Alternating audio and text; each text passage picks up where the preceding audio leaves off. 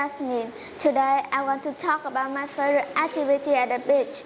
My favorite beach is Vũng Tàu Beach. I usually go there once a year with my family.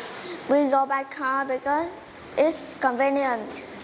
At the beach, I can see a blue sea and yellow sand. My favorite activity is swimming because it makes me happy. I don't like swimming when the waves are strong because it's very dangerous. At the beach, I like eating seafood and ice cream.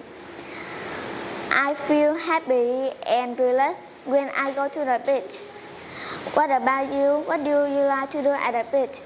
Leslie. I build the sand castle. Thank you. I'm finished. Thank you for listening.